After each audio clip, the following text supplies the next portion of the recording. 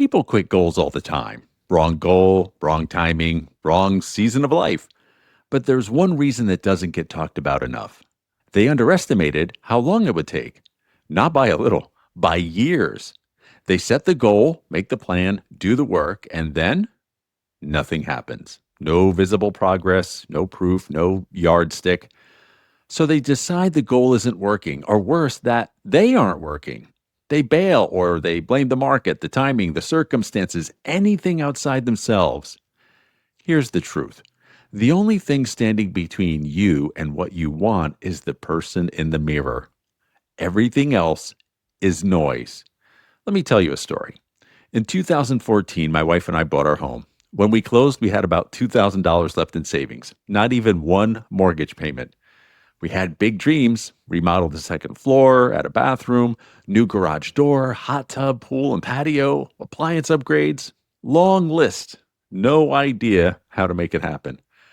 Within 18 months, the market tanked. We were underwater on our mortgage, literally and almost metaphorically, because we also had to waterproof our flooded basement and replace the entire roof. Fun times. It seemed like it would never happen, but we held the vision and we did what we could with what we had from where we stood.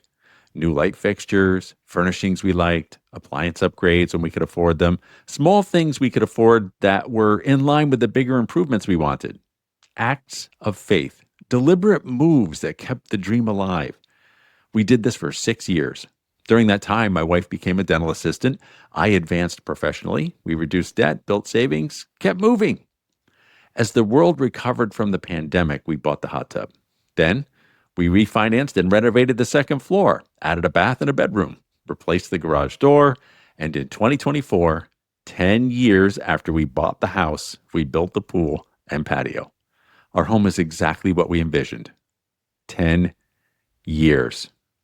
That's the long game. Goals take and require time. It's sticking with it, not worrying about when it will happen, just knowing it will happen. Here's what people miss. Resistance isn't evidence you're moving away from your goal. The flooded basement wasn't a sign we made a mistake. The leaky roof wasn't the universe telling us to quit. They were just part of the timeline. Setbacks don't mean you're off track. They mean it's going to take a little longer. Bob Proctor used to say, change the date, don't change the goal. Think of it this way. If you have 40 hours a week to work on your goal, you'll get there faster than someone putting in 5 hours. But you'll both get there if the work you're doing actually moves you forward. Anyone who's reached the top of their field has invested countless hours. It wasn't a walk in the park. It didn't just show up for them. And it wasn't without setbacks, failures, and long stretches where they couldn't see progress.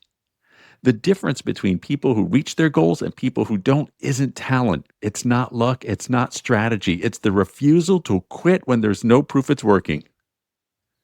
Right now, my wife and I are working on our next goal. We're moving slowly, methodically, doing what we need to do.